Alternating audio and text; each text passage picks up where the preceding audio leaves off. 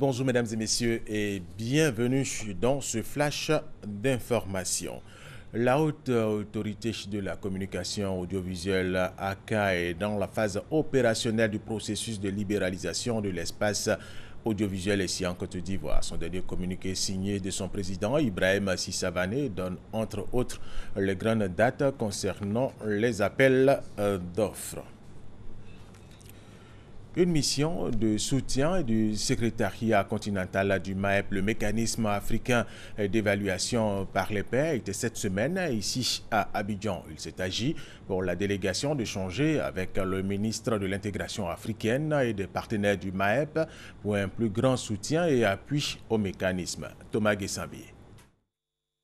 Une mission de soutien du secrétariat continental du mécanisme africain d'évaluation par les pairs, accompagnée par la Commission nationale du MAEP, rend visite au ministre de l'intégration africaine, Ali Koulibaly.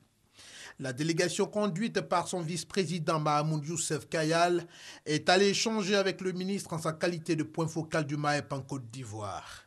Les débats ont porté sur les progrès de la Côte d'Ivoire dans la mise en œuvre du MAEP, le rôle des parties prenantes et particulièrement l'état et l'examen du financement du processus. Il est ressorti de toutes ces rencontres que la Côte d'Ivoire est prête pour aller à l'étape suivante, c'est-à-dire l'étape de l'évaluation interne de la gouvernance sur son territoire.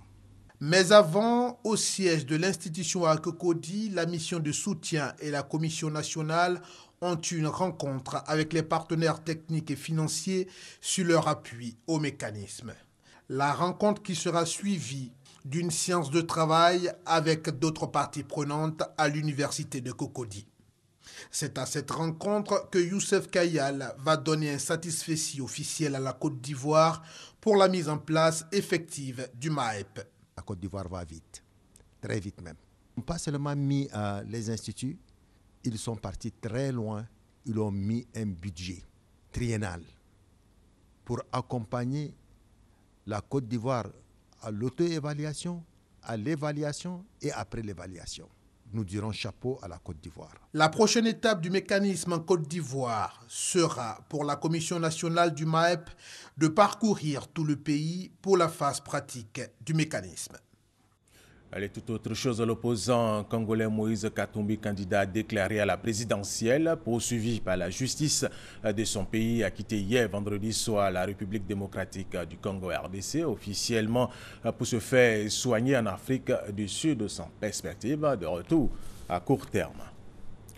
Le bureau d'enquête et d'analyse BE a confirmé que l'A320 d'Égypte Air, qui s'est abîmé en Méditerranée jeudi, a transmis des messages automatiques indiquant qu'il y a eu de la fumée en cabine, mais a estimé qu'il était trop tôt pour interpréter ces éléments. Par ailleurs, des sièges d'avion, des valises et des restes humains ont été repêchés hier vendredi au large des côtes égyptiennes, justement au lendemain du crash de l'avion Paris et le Caire d'Égypte Air. En Tunisie, plusieurs milliers de sympathisants du parti islamiste Ennahda se sont rassemblés hier vendredi au palais des sports de Radès pour l'ouverture du congrès de ce parti, le 10e rendez-vous historique qui devrait désormais séparer activités religieuses et politiques au sein de ce parti.